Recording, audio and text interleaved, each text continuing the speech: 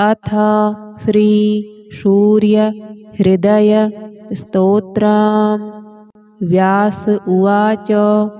अथोपतिष्ठेदादित्यम् उदयन्तं समाहितः मन्त्रैस्तु विविधैः ऋग्यजुःषां सम्भवैः उपस्थाय महायोगं देवदेवं दिवाकरं कुर्वीत प्रणतिं भूमौ मूर्धना तेनैव मन्त्रितः। ॐ खद्योताय च शान्ताय कारणत्रयहेतवे निवेदयामि चात्मानं।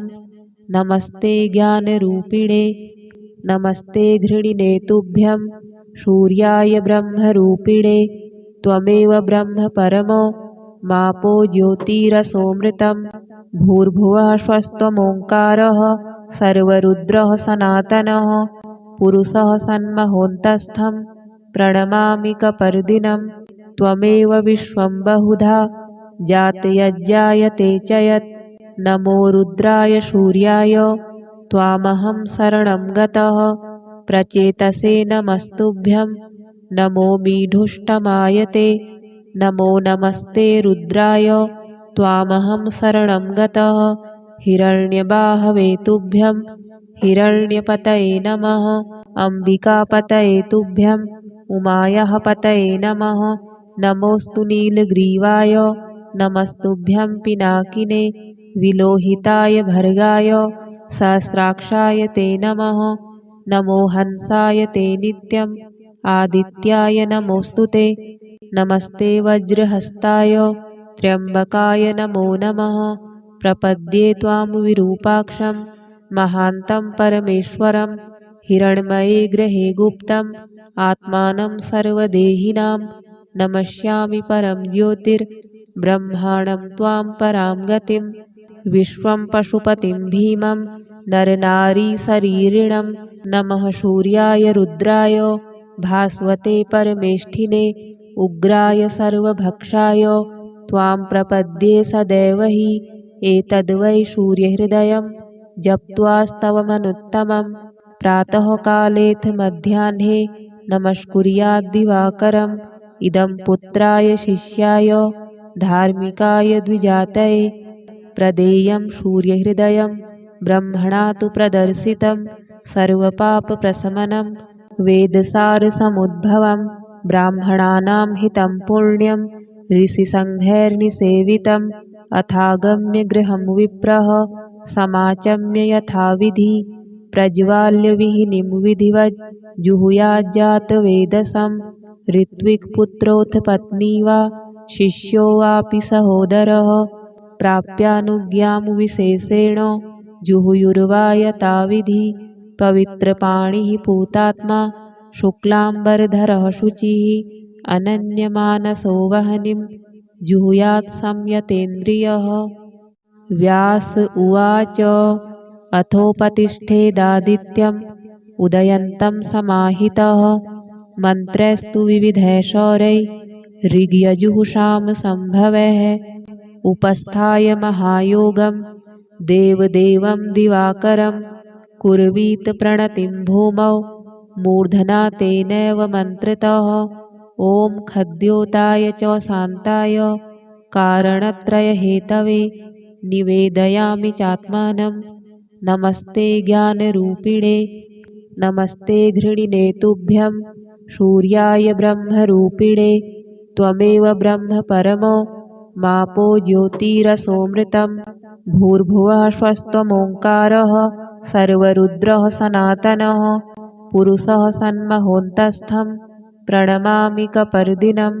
त्वमेव विश्वं बहुधा जातयज्जायते च यत् नमो रुद्राय सूर्याय त्वामहं शरणं गतः प्रचेतसे नमस्तुभ्यं नमो मीढुष्टमायते नमो नमस्ते रुद्राय त्वामहं शरणं गतः हिरण्यबाहवे तुभ्यं हिरण्यपतये नमः अम्बिकापतये तुभ्यं उमायाः पतये नमः नमोऽस्तु नीलग्रीवाय नमस्तुभ्यं पिनाकिने विलोहिताय भर्गाय सहस्राक्षाय ते नमः नमो हंसाय ते नित्यम् आदित्याय नमोऽस्तु ते। नमस्ते वज्रहस्ताय त्र्यम्बकाय नमो नमः। प्रपद्ये त्वां विरूपाक्षं महान्तं परमेश्वरं। हिरण्मये गृहे गुप्तम् आत्मानं सर्वदेहिनां। नमस्यामि परं ज्योतिर्ब्रह्माणं त्वां परां गतिं। विश्वं पशुपतिं भीमं नरनारीशरीरिणं। नमः सूर्याय रुद्राय भास्वते परमेष्ठिने। उग्राय सर्वभक्षाय त्वां प्रपद्ये सदैव हि। एतद्वै सूर्यहृदयं जप्त्वास्तवमनुत्तमं। प्रातःकालेऽथ मध्याह्ने नमस्कुर्याद्दिवाकरम्। इदं पुत्राय शिष्याय धार्मिकाय द्विजातये। प्रदेयं सूर्यहृदयं ब्रह्मणा तु प्रदर्शितं। सर्वपापप्रशमनं वेदसारसमुद्भवं। ब्राह्मणानां हितं पुण्यं ऋषिसङ्घैर्निसेवितम्। अथागम्य गृहं विप्रः समाचम्य यथाविधि। प्रज्वाल्य विहिनीं विधिवज् जुहुयाज्जातवेदसं। ऋत्विक्पुत्रोऽथ पत्नी वा शिष्यो वापि सहोदरः। प्राप्यानुज्ञां विशेषेण जुहुयुर्वा यथाविधि। पवित्रपाणिः पूतात्मा शुक्लाम्बरधरः शुचिः। अनन्यमानसो वह्निं जुहुयात् संयतेन्द्रियः। व्यास उवाच अथोपतिष्ठेदादित्यम् उदयन्तं समाहितः। मन्त्रैस्तु विविधैः शौरैः ऋग्यजुःसाम सम्भवैः। उपस्थाय महायोगं देवदेवं दिवाकरं। कुर्वीत प्रणतिं भूमौ मूर्धना तेनैव मन्त्रतः। ॐ खद्योताय च शान्ताय कारणत्रयहेतवे निवेदयामि चात्मानं। नमस्ते ज्ञानरूपिणे नमस्ते घृणिने तुभ्यं। सूर्याय ब्रह्मरूपिणे त्वमेव ब्रह्म परमो मापो ज्योतिरसोऽमृतं। भूर्भुवः स्वस्त्वमोङ्कारः सर्वरुद्रः सनातनः। पुरुषः सन्महोन्तस्थं प्रणमामि कपर्दिनं। त्वमेव विश्वं बहुधा जातयज्जायते च यत्। नमो रुद्राय सूर्याय त्वामहं शरणं गतः। प्रचेतसे नमस्तुभ्यं नमो मीढुष्टमाय ते। नमो नमस्ते रुद्राय त्वामहं शरणं गतः। हिरण्यबाहवे तुभ्यं हिरण्यपतये नमः। अम्बिकापतये तुभ्यं उमायाः पतये नमः। नमोऽस्तु नीलग्रीवाय नमस्तुभ्यं पिनाकिने। विलोहिताय भर्गाय सहस्राक्षाय ते नमः। नमो हंसाय ते नित्यम् आदित्याय नमोऽस्तु ते। नमस्ते वज्रहस्ताय त्र्यम्बकाय नमो नमः। प्रपद्ये त्वां विरूपाक्षं महान्तं परमेश्वरं। हिरण्मये गृहे गुप्तम् आत्मानं सर्वदेहिनां। नमस्यामि परं ज्योतिर्ब्रह्माणं त्वां परां गतिं। विश्वं पशुपतिं भीमं नरनारीशरीरिणं। नमः सूर्याय रुद्राय भास्वते परमेष्ठिने। उग्राय सर्वभक्षाय त्वां प्रपद्ये सदैव हि। एतद्वै सूर्यहृदयं जप्त्वास्तवमनुत्तमं। प्रातःकालेऽथ मध्याह्ने नमस्कुर्याद्दिवाकरम्। इदं पुत्राय शिष्याय धार्मिकाय द्विजातये। प्रदेयं सूर्यहृदयं ब्रह्मणा तु प्रदर्शितं। सर्वपापप्रशमनं वेदसारसमुद्भवं। ब्राह्मणानां हितं पुण्यं ऋषिसङ्घैर्निसेवितम्। अथागम्य गृहं विप्रः समाचम्य यथाविधि। प्रज्वाल्य विहिनीं विधिवज् जुहुयाज्जातवेदसं। ऋत्विक्पुत्रोऽथ पत्नी वा शिष्यो वापि सहोदरः। प्राप्यानुज्ञां विशेषेण जुहुयुर्वा यथाविधि। पवित्रपाणिः पूतात्मा शुक्लाम्बरधरः शुचिः। अनन्यमानसो वह्निं जुहुयात् संयतेन्द्रियः। व्यास उवाच अथोपतिष्ठेदादित्यम् उदयन्तं समाहितः।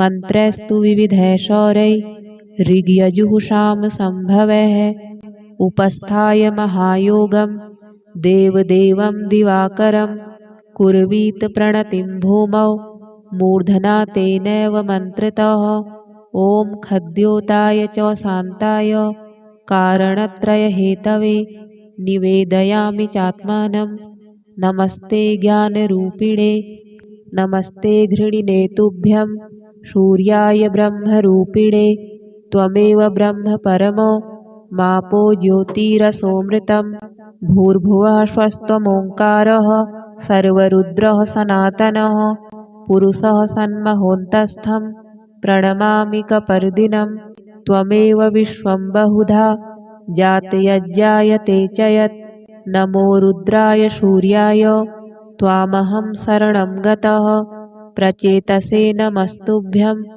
नमो मीढुष्टमायते नमो नमस्ते रुद्राय त्वामहं शरणं गतः हिरण्यबाहवे तुभ्यं हिरण्यपतये नमः अम्बिकापतये तुभ्यं उमायाः पतये नमः नमोऽस्तु नीलग्रीवाय नमस्तुभ्यं पिनाकिने विलोहिताय भर्गाय सहस्राक्षाय ते नमः नमो हंसाय ते नित्यम् आदित्याय नमोऽस्तु ते नमस्ते वज्रहस्ताय त्र्यम्बकाय नमो नमः प्रपद्ये त्वां विरूपाक्षं महान्तं परमेश्वरं हिरण्मये ग्रहे गुप्तम् आत्मानं सर्वदेहिनां नमस्यामि परं ज्योतिर्ब्रह्माणं त्वां परां गतिं विश्वं पशुपतिं भीमं नरनारीशरीरिणं नमः सूर्याय रुद्राय भास्वते परमेष्ठिने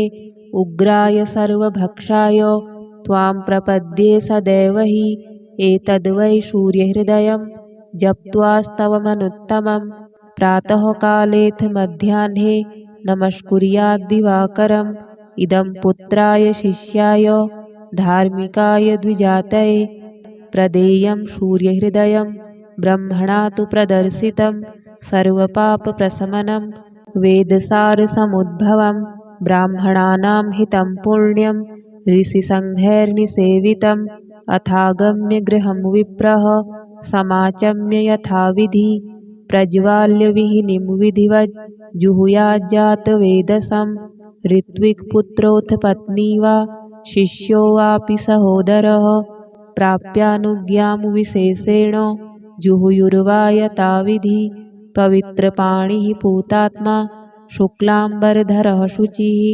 अनन्यमानसो वह्निं जुहुयात् संयतेन्द्रियः व्यास उवाच अथोपतिष्ठेदादित्यम् उदयन्तं समाहितः मन्त्रैस्तु विविधैः शौरैः ऋग्यजुःषां सम्भवैः उपस्थाय महायोगं देवदेवं दिवाकरं कुर्वीत प्रणतिं भूमौ मूर्धना तेनैव मन्त्रतः ॐ खद्योताय च शान्ताय कारणत्रयहेतवे निवेदयामि चात्मानं नमस्ते ज्ञानरूपिणे नमस्ते घृणिने तुभ्यं सूर्याय ब्रह्मरूपिणे त्वमेव ब्रह्म परमो मापो ज्योतिरसोऽमृतं भूर्भुवः स्वस्त्वमोङ्कारः सर्वरुद्रः सनातनः पुरुषः सन्महोन्तस्थं प्रणमामि कपर्दिनं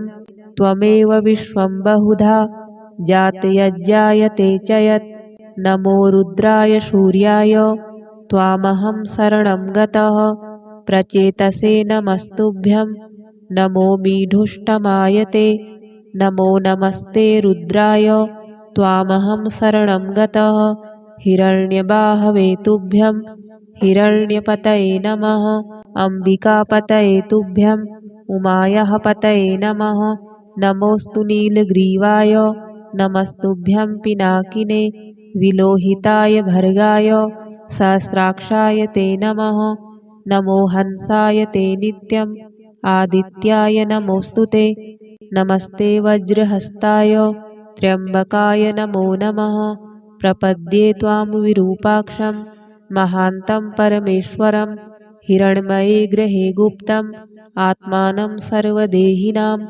नमस्यामि परं ज्योतिर्ब्रह्माणं त्वां परां गतिं विश्वं पशुपतिं भीमं नरनारीशरीरिणं नमः सूर्याय रुद्राय भास्वते परमेष्ठिने उग्राय सर्वभक्षाय त्वां प्रपद्ये सदैव हि एतद्वै सूर्यहृदयं जप्त्वास्तवमनुत्तमं प्रातःकालेऽथ मध्याह्ने नमस्कुर्याद्दिवाकरम् इदं पुत्राय शिष्याय धार्मिकाय द्विजातये प्रदेयं सूर्यहृदयं ब्रह्मणा तु प्रदर्शितं सर्वपापप्रशमनं वेदसारसमुद्भवं ब्राह्मणानां हितं पुण्यं ऋषिसङ्घैर्निसेवितम् अथागम्य गृहं विप्रः समाचम्य यथाविधि प्रज्वाल्यविहिनीं विधिवज् जुहुयाज्जातवेदसं ऋत्विक्पुत्रोऽथ पत्नी वा शिष्यो वापि सहोदरः प्राप्यानुज्ञां विशेषेण जुहुयुर्वा यथाविधि पवित्रपाणिः पूतात्मा शुक्लाम्बरधरः शुचिः अनन्यमानसो वह्निं जुहुयात् संयतेन्द्रियः। व्यास उवाच अथोपतिष्ठेदादित्यम् उदयन्तं समाहितः मन्त्रैस्तु विविधैः शौरैः ऋग्यजुःषां सम्भवैः उपस्थाय महायोगं देवदेवं दिवाकरं कुर्वीत प्रणतिं भूमौ मूर्धना तेनैव मन्त्रतः ॐ खद्योताय च शान्ताय कारणत्रयहेतवे निवेदयामि चात्मानं नमस्ते ज्ञानरूपिणे नमस्ते घृणिने तुभ्यं सूर्याय ब्रह्मरूपिणे त्वमेव ब्रह्म परमो मापो ज्योतिरसोऽमृतं भूर्भुवः स्वस्त्वमोङ्कारः सर्वरुद्रः सनातनः पुरुषः सन्महोन्तस्थं प्रणमामि कपर्दिनं त्वमेव विश्वं बहुधा जातयज्जायते च यत् नमो रुद्राय सूर्याय त्वामहं शरणं गतः प्रचेतसे नमस्तुभ्यं नमो मीढुष्टमाय ते नमो नमस्ते रुद्राय त्वामहं शरणं गतः हिरण्यबाहवे तुभ्यं हिरण्यपतये नमः अम्बिकापतये तुभ्यं उमायाः पतये नमः नमोऽस्तु नीलग्रीवाय नमस्तुभ्यं पिनाकिने विलोहिताय भर्गाय सहस्राक्षाय ते नमः नमो हंसाय ते नित्यम् आदित्याय नमोऽस्तु ते नमस्ते वज्रहस्ताय त्र्यम्बकाय नमो नमः प्रपद्ये त्वां विरूपाक्षं महान्तं परमेश्वरं हिरण्मये गृहे गुप्तम् आत्मानं सर्वदेहिनां नमस्यामि परं ज्योतिर्ब्रह्माणं त्वां परां गतिं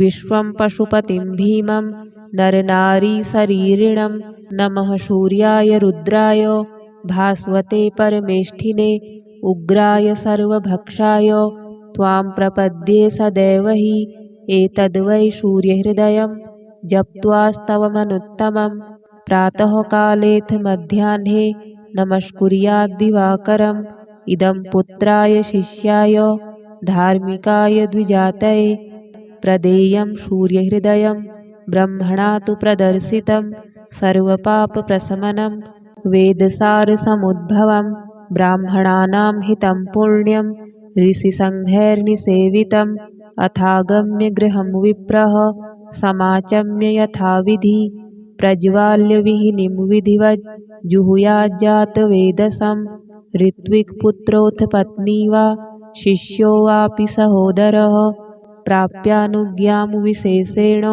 जुहुयुर्वा यथाविधि पवित्रपाणिः पूतात्मा शुक्लाम्बरधरः शुचिः अनन्यमानसो वह्निं जुहुयात् संयतेन्द्रियः।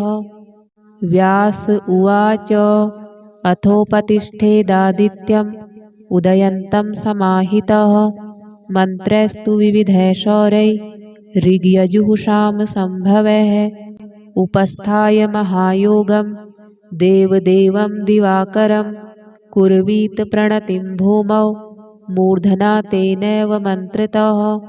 ॐ खद्योताय च शान्ताय कारणत्रयहेतवे निवेदयामि चात्मानं।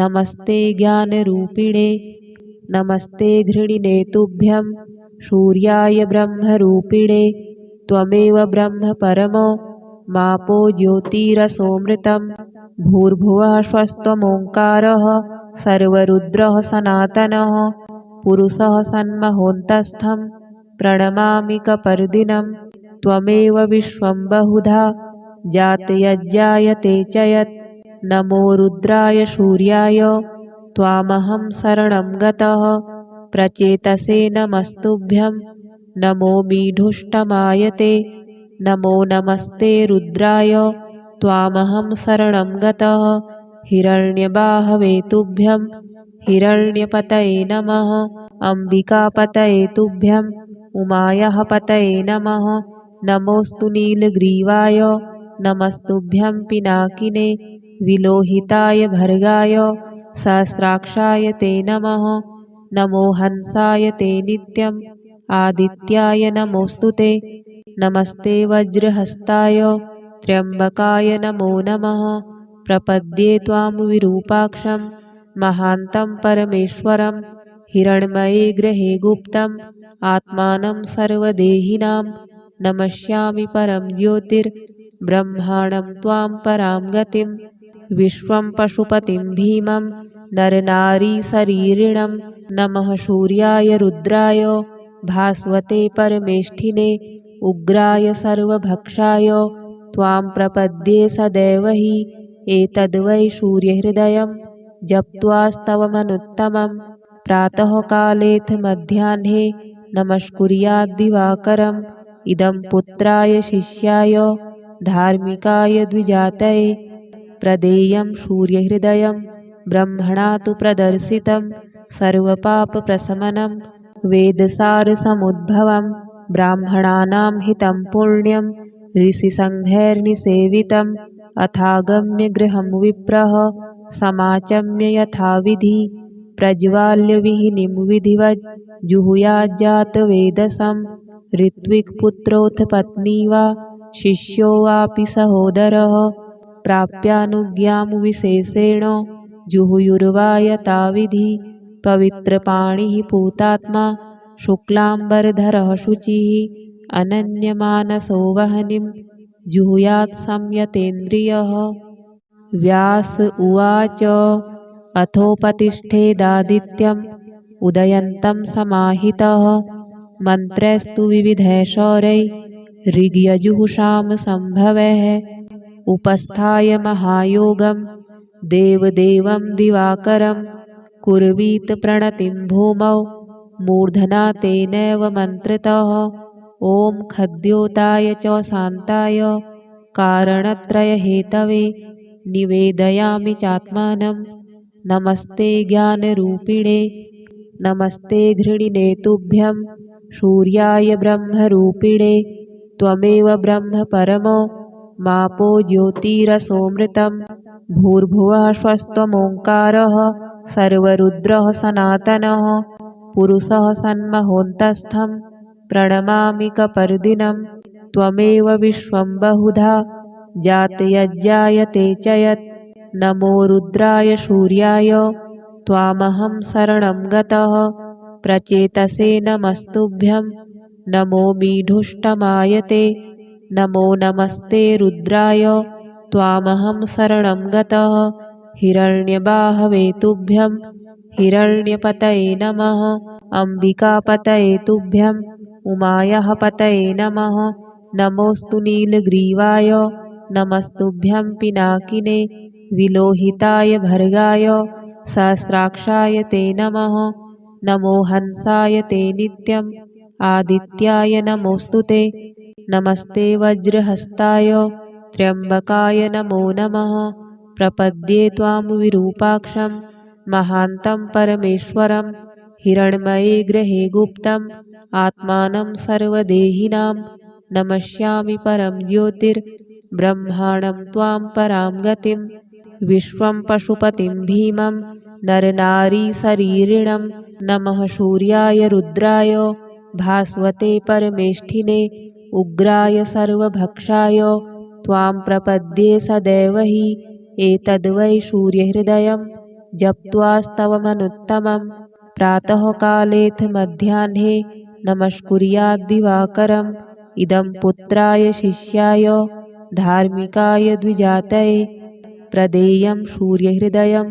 ब्रह्मणा तु प्रदर्शितं सर्वपापप्रशमनं वेदसारसमुद्भवं ब्राह्मणानां हितं पुण्यं ऋषिसङ्घैर्निसेवितम् अथागम्य गृहं विप्रः समाचम्य यथाविधि प्रज्वाल्य विहिनीं विधिवज् जुहुयाज्जातवेदसं ऋत्विक्पुत्रोऽथ पत्नी वा शिष्यो वापि सहोदरः प्राप्यानुज्ञां विशेषेण जुहुयुर्वा यथाविधि पवित्रपाणिः पूतात्मा शुक्लाम्बरधरः शुचिः अनन्यमानसो वह्निं जुहुयात् संयतेन्द्रियः।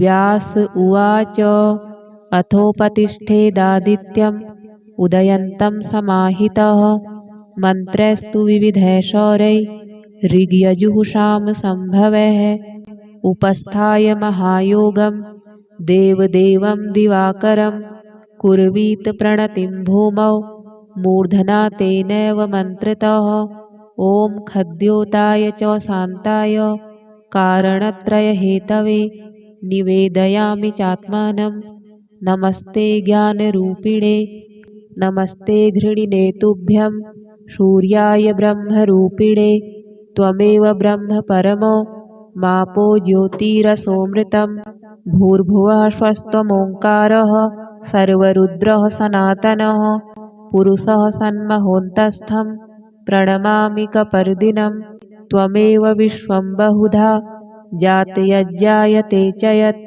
नमो रुद्राय सूर्याय त्वामहं शरणं गतः प्रचेतसे नमस्तुभ्यं नमो मीढुष्टमायते नमो नमस्ते रुद्राय त्वामहं शरणं गतः हिरण्यबाहवे तुभ्यं हिरण्यपतये नमः अम्बिकापतये तुभ्यं उमायाः पतये नमः नमोऽस्तु नीलग्रीवाय नमस्तुभ्यं पिनाकिने विलोहिताय भर्गाय सहस्राक्षाय ते नमः नमो हंसाय ते नित्यम् आदित्याय नमोऽस्तु ते नमस्ते वज्रहस्ताय त्र्यम्बकाय नमो नमः प्रपद्ये त्वां विरूपाक्षं महान्तं परमेश्वरं हिरण्मये गृहे गुप्तम् आत्मानं सर्वदेहिनां नमस्यामि परं ज्योतिर्ब्रह्माणं त्वां परां गतिं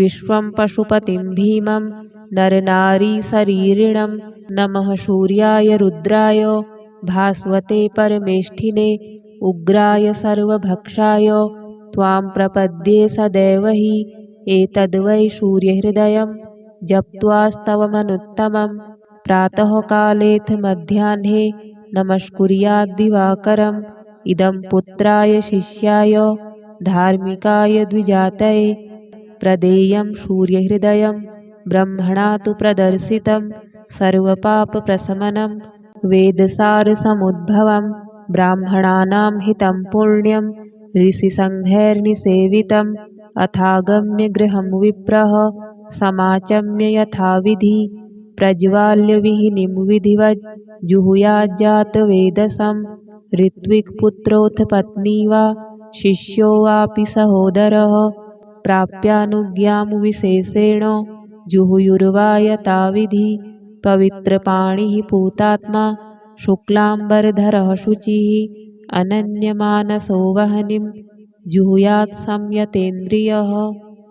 व्यास उवाच अथोपतिष्ठेदादित्यम् उदयन्तं समाहितः मन्त्रैस्तु विविधैः शौरैः ऋग्यजुःषां सम्भवैः उपस्थाय महायोगं देवदेवं दिवाकरं कुर्वीत प्रणतिं भूमौ मूर्धना तेनैव मन्त्रतः ॐ खद्योताय च शान्ताय कारणत्रयहेतवे निवेदयामि चात्मानं नमस्ते ज्ञानरूपिणे नमस्ते घृणिने तुभ्यं सूर्याय ब्रह्मरूपिणे त्वमेव ब्रह्म परमो मापो ज्योतिरसोऽमृतं भूर्भुवः स्वस्त्वमोङ्कारः सर्वरुद्रः सनातनः पुरुषः सन्महोऽन्तस्थं प्रणमामि कपर्दिनं त्वमेव विश्वं बहुधा जातयज्जायते च यत्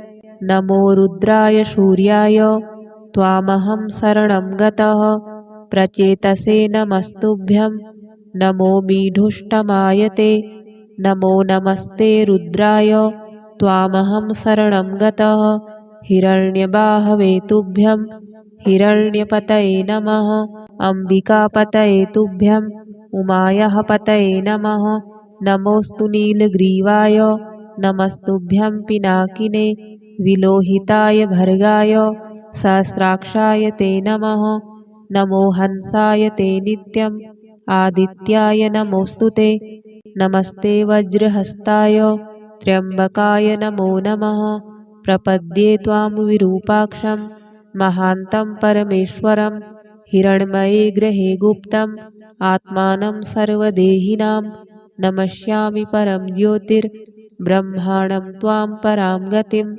विश्वं पशुपतिं भीमं नरनारीशरीरिणं नमः सूर्याय रुद्राय भास्वते परमेष्ठिने उग्राय सर्वभक्षाय त्वां प्रपद्ये सदैव हि एतद्वै सूर्यहृदयं जप्त्वास्तवमनुत्तमं प्रातःकालेऽथ मध्याह्ने नमस्कुर्याद्दिवाकरम् इदं पुत्राय शिष्याय धार्मिकाय द्विजातये प्रदेयं सूर्यहृदयं ब्रह्मणा तु प्रदर्शितं सर्वपापप्रशमनं वेदसारसमुद्भवं ब्राह्मणानां हितं पुण्यं ऋषिसङ्घैर्निसेवितम् अथागम्य गृहं विप्रः समाचम्य यथाविधि प्रज्वाल्य विहिनीं विधिवज् जुहुयाज्जातवेदसं ऋत्विक्पुत्रोऽथ पत्नी वा शिष्यो वापि सहोदरः प्राप्यानुज्ञां विशेषेण जुहुयुर्वा यथाविधि पवित्रपाणिः पूतात्मा शुक्लाम्बरधरः शुचिः अनन्यमानसो वह्निं जुहुयात् संयतेन्द्रियः व्यास उवाच अथोपतिष्ठेदादित्यम् उदयन्तं समाहितः मन्त्रैस्तु विविधैः शौरैः ऋग्यजुःषां सम्भवैः उपस्थाय महायोगं देवदेवं दिवाकरं कुर्वीत प्रणतिं भूमौ मूर्धना तेनैव मन्त्रतः ॐ खद्योताय च शान्ताय कारणत्रयहेतवे निवेदयामि चात्मानं नमस्ते ज्ञानरूपिणे नमस्ते घृणिने तुभ्यं सूर्याय ब्रह्मरूपिणे त्वमेव ब्रह्म परमो मापो ज्योतिरसोऽमृतं भूर्भुवः स्वस्त्वमोङ्कारः सर्वरुद्रः सनातनः पुरुषः सन्महोऽन्तस्थं प्रणमामि कपर्दिनं त्वमेव विश्वं बहुधा जातयज्जायते च यत् नमो रुद्राय सूर्याय त्वामहं शरणं गतः प्रचेतसे नमस्तुभ्यं नमो मीढुष्टमाय ते नमो नमस्ते रुद्राय त्वामहं शरणं गतः हिरण्यबाहवे तुभ्यं हिरण्यपतये नमः अम्बिकापतये तुभ्यं उमायाः पतये नमः नमोऽस्तु नीलग्रीवाय नमस्तुभ्यं पिनाकिने विलोहिताय भर्गाय सहस्राक्षाय ते नमः नमो हंसाय ते नित्यम् आदित्याय नमोऽस्तु ते नमस्ते वज्रहस्ताय त्र्यम्बकाय नमो नमः प्रपद्ये त्वां विरूपाक्षं